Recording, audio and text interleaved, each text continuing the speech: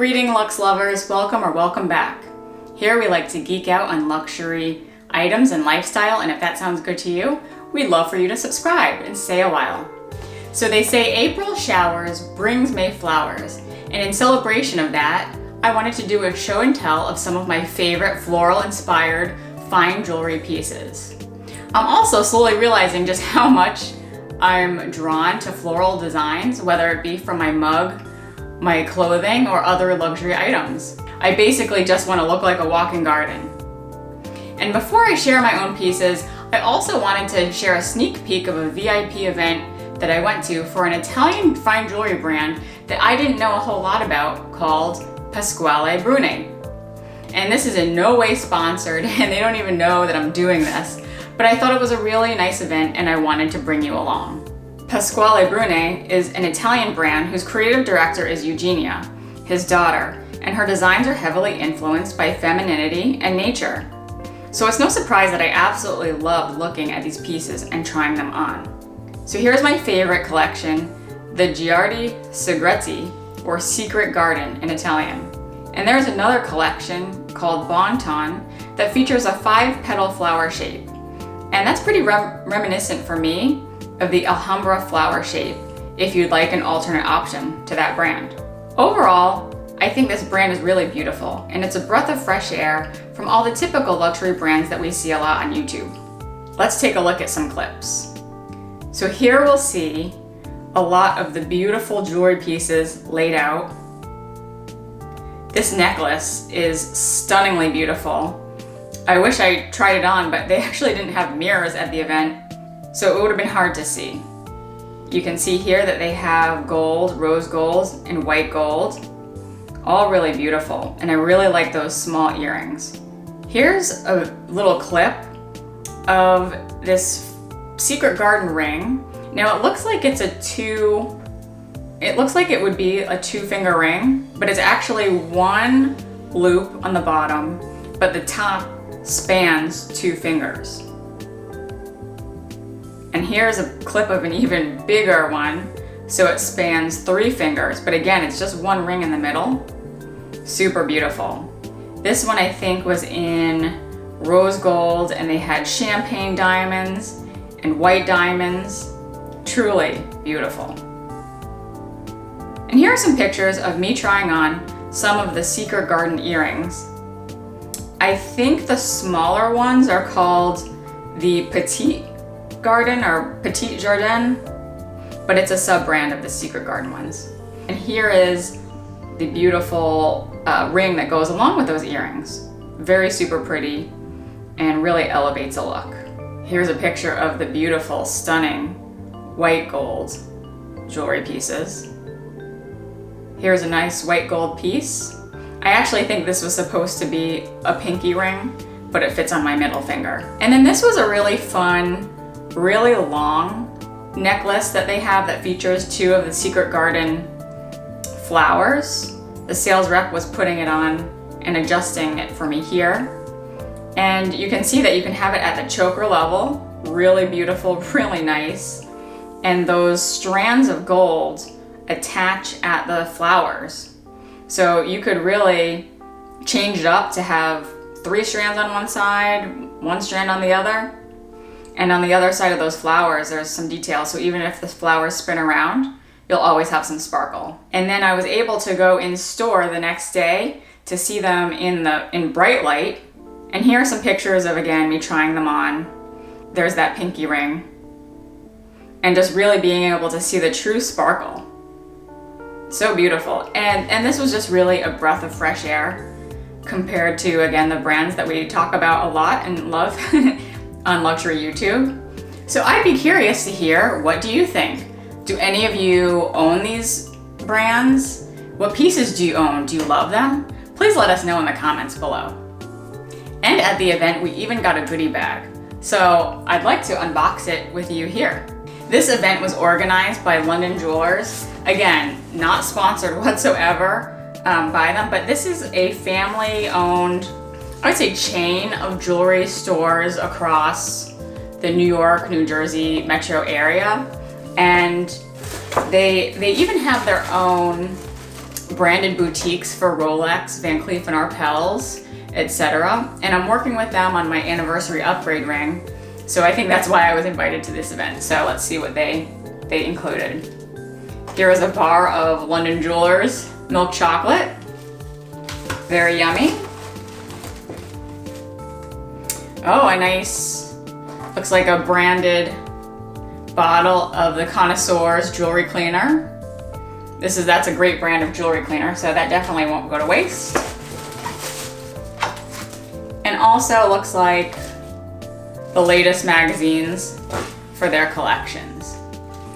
So far, I really enjoy working with them. They've been very, very easy to deal with at the event. There was really no sales pressure. So they seem like very cool, calm, collected brand to work with. They're very easygoing and not giving me the hard sell all the time. So well done with them. And I'm so glad I was able to enjoy that event. Now here is the gift bag from the brand Pasquale Bruni. So let's see what they gave out. And while I don't think that they're giving out jewelry, it is a very beautiful box. Who doesn't love a good surprise gift? So really beautiful pink packaging. I'll come up close. Oh, that's like doubled over, so I'll take this off. The Essential Blend for Pasquale Bruni Scented Candle. So here we are, we just lift it up. Ooh, very nice. It seems it might have turned. And here we are. What a beautiful candle, what a beautiful presentation. It smells a bit woody and floral. So I'm not 100% sure what the scents are, but very nice, and what a beautiful touch for a great lunch. So I'll put that away. So now let's get to the fun part, which is my show and tell of my own personal floral inspired fine jewelry pieces.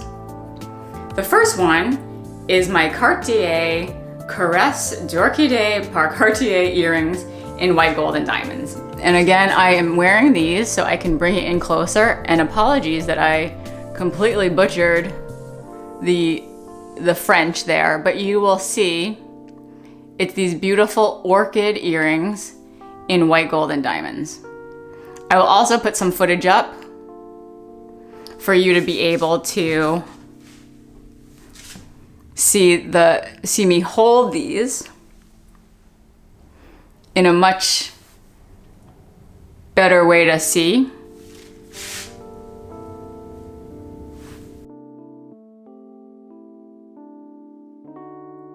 And honestly, I don't think that they make these anymore, or they offer them. They were a wedding present from my husband about 10 years ago, and I don't see them online. I see the collection online, but I don't think that they make these diamond ones. You could always go into the store and ask. And honestly, I do not wear these enough. But when I saw the Pasquale Bruni Secret Garden earrings, it immediately made me think of these orchid earrings and how I'd love to take them out for a spin more often. The next item in my list is from Tiffany&Co, and it is my Tiffany bamboo bangle in silver. And this is really a hefty piece, and it's quite old. I don't know if you can see. Let's see if I can get it to focus on the text. But it says Tiffany&Co, circa 1996.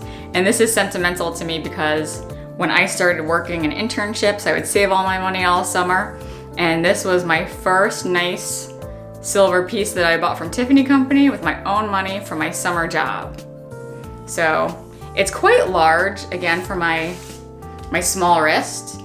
And it goes way past this Van Cleef bracelet, but it's just so sentimental to me. It has a good weight. Again, it's from 1996, and it is just truly, very pretty to this day. Again, a very nice organic shape, which I love. So not quite a flower, but still inspired by nature. My third pick is this ring from the Nahoku brand, and it's the male leaf ring in white gold and mother of pearl with diamonds. If anyone goes to Hawaii, you'll know that this brand is all over the place, and there's multiple jewelry stores that have this brand. This mal leaf, I think, was said to bring good luck, and it was just really so beautiful. It has that nice little wave of the diamonds. Again, I don't wear this as often as I should, but we went here when we were, I think it was a baby moon, so this will always remind me of expecting our first child. But very comfortable and very festive, and again, and finally inspired by nature. My third pick I'm wearing, which is this Tiffany & Company Elsa Peretti Aegean necklace in silver.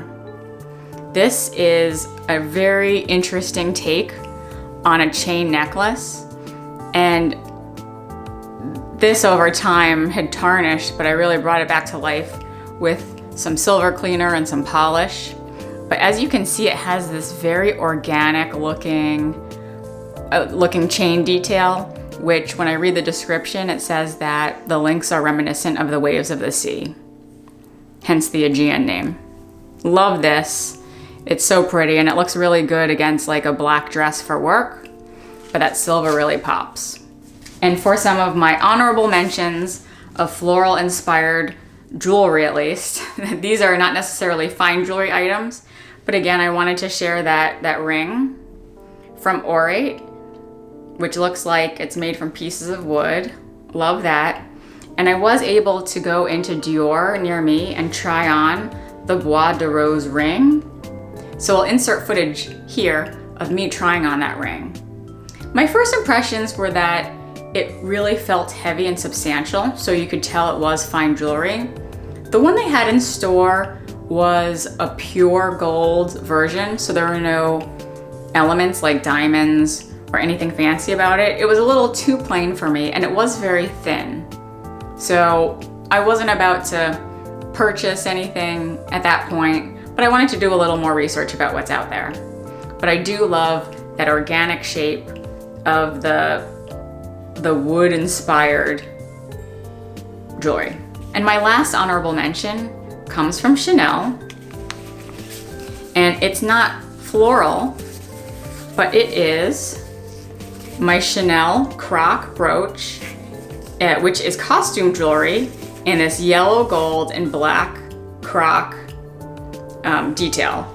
So this is part of the, I believe it's 19K collection, one of the last Karl Lagerfeld collections with Chanel, and this was the one that was New York, Egypt inspired. And when people, this week we were talking about the Met Gala and our memories of Karl, this was just one of those standout collections that is ingrained in my mind forever. I watched that runway show over and over and over. The music was so good. I think it was done in the Met at that Temple of Gender. It was so perfect, and I went crazy trying to find and buy as many pieces as I could from that collection. At that point, my collection was a lot different and a lot smaller. But if you're interested in what I was able to find and collect, let me know in the comments if you're interested. So I'll take this out of the holder. Here we have the brooch pin, and on the back we have our little stamp, our Chanel stamp, and this is what it would look like. I probably wouldn't put it on a pink and white polka dot shirt, but in terms of size reference, this is where it would go. And I could put this on anything. I could put it on a handbag, I could put it on a jacket, a hat. I definitely don't use this as much as I should, but it's like I'm falling in love all over again with it.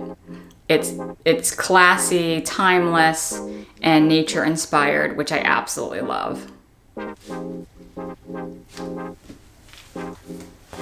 So I hope you enjoyed this collection of floral, fine jewelry, and also nature-inspired luxury goods. Please let me know if you have any questions in the comments. I had a lot of fun, and if you had fun too, I'd love for you to subscribe to the channel and join us next time. See you later. Bye.